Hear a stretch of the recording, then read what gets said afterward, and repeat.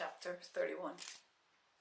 I've been awake for nights and days, don't know who I am, I'm lost in a haze. I've so much I should be thankful for, but without you, my life's a bore. Jenny felt like a stranger when she went back to school. Her body went there, but her head and heart were somewhere else. She didn't remember anything from the lessons she attended. She even went to the wrong rooms, not remembering what day it was or what schedule was applicable. The teachers didn't recognize her at all. She couldn't answer the simplest questions and didn't even open her books when they had walkthroughs. Christina, the class teacher, had asked if she had any problems at home.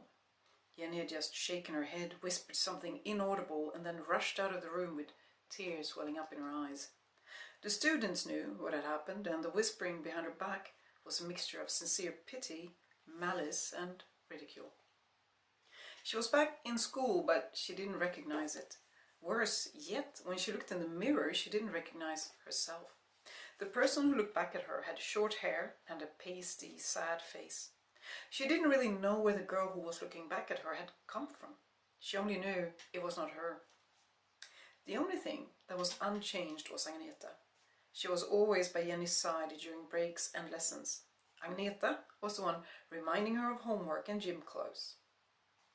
Agneta was the one who put her arm around her when she saw tears in her friend's eyes. Without Agneta, she wouldn't have lasted more than a couple of days in school. She was always there, talking about everything as if the world was still the same.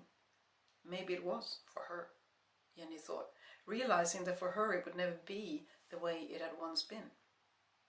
She had only been back in school for 3 days when Ulf, the chemistry teacher, wanted her to stay after the lesson. Listless, she stayed behind, hoping that whatever he wanted to say wouldn't take that long. "Well," he said hesitantly, "I just wanted to inform you that I need to lower your grade this term." He paused before he turned around and walked back to the teacher's desk.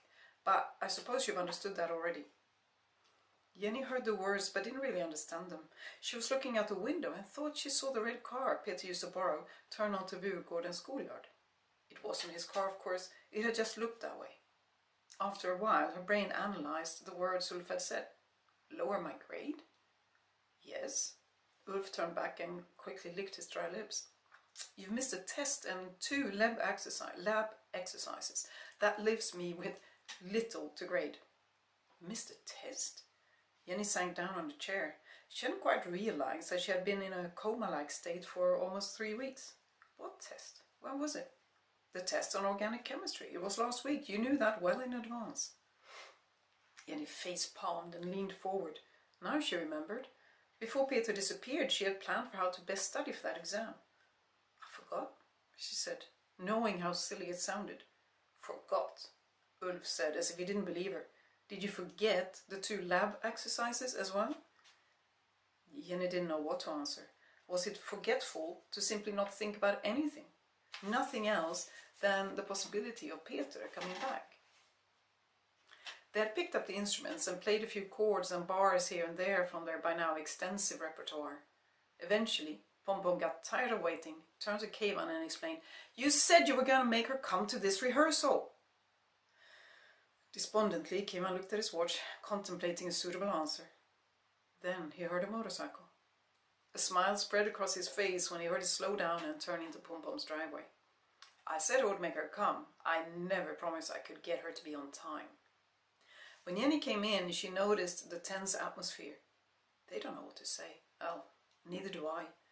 When she had hung up her leather jacket and taken off a thick sweater, she walked towards them. At first, no one said anything. She continued walking towards them with her flat helmet hair. "Pom Pom, who else?" broke the silence. "You look like crap." "At least I look better than you disproportionate loudmouth." Jenny pulled her fingers through her short hair. It took at least a minute for Kevan to recover from the shock. Once he had control of his voice, he told Jenny to hurry up so they could finally get going. They rehearsed, but it was not even close to a good rehearsal. Jenny was back, but her singing was lifeless, and at times she seemed close to bursting into tears. No one, not even Pom Pom, said anything about it. They realized they should be happy she was there at all. She longed for the rehearsal to be over so she could go home and let her tears flow. Holding them back was so hard. When they were done, Pom Pom suggested that they drink some beer and talk about the talent contest that would take place on the weekend. Jenny couldn't take anymore. She just couldn't, so instead of going up into the house, she went to put on her sweater and jacket.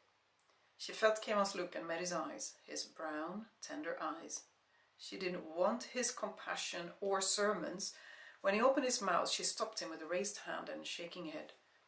"Not now, Kevan," she whispered as she backed towards the door with her helmet in her hand. "Not now." She put on her helmet and walked out.